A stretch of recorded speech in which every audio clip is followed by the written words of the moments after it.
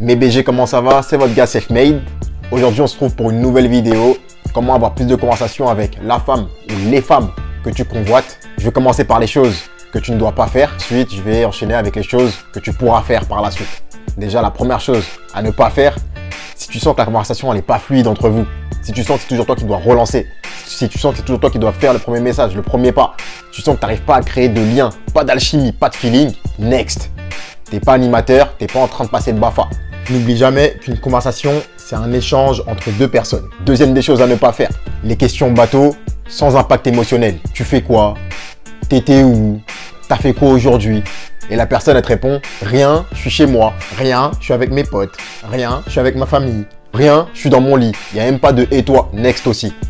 Parce que sache, t'es toujours pas inspecteur. En tout cas, tu ne travailles pas dans la police. Et si tu veux la date au commissariat, dis-lui, ce sera déjà beaucoup plus intéressant que ces questions. Parce que dans ces questions, il n'y a rien d'intéressant justement. Donc ça, c'était pour les deux choses à ne pas faire, à ne surtout pas faire. Maintenant, on peut attaquer avec les choses que tu pourras faire.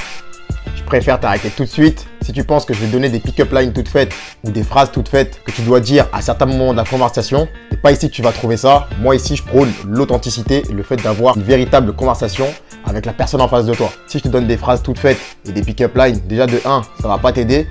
On va ressentir que c'est pas naturel pour toi, que ça vient pas de toi. Et de 2, sur le long terme, tu seras toujours en train de te dire « Ah, qu'est-ce qu'il faut que je lui dise à tel moment de la conversation ?» Il vaut mieux que ça vienne de toi, que ce soit naturel, plutôt que ce soit du fabriqué. En appliquant ces 3 conseils, le but, c'est de pouvoir rebondir sur les sujets que vous abordez tous les deux, d'en ouvrir d'autres qui se rejoignent, de vraiment créer vos délires propres à vous, de créer cette fameuse alchimie, cette fameuse complicité, afin que vous vous intéressiez sincèrement et mutuellement à vos vies respectives.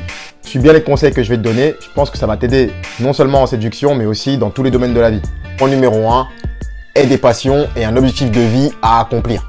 Pour être intéressant, faut être intéressé. Pour être intéressé, faut être intéressant.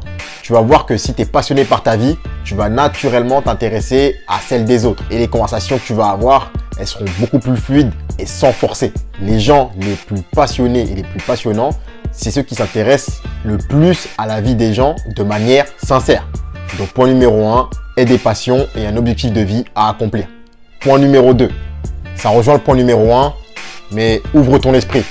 Cultive-toi, lis des livres, fais des recherches sur les sujets qui t'intéressent, va à des expos, joue d'un instrument, apprends une nouvelle compétence. Ces choses-là, ça va enrichir ton vocabulaire et ça va même enrichir le niveau de tes conversations. Parce que c'est bien d'avoir une conversation, mais c'est mieux d'avoir une conversation profonde et élevée avec la personne avec qui tu échanges. Point numéro 3, voyage, sors de ta ville. Tu connais les moindres recoins de ta ville.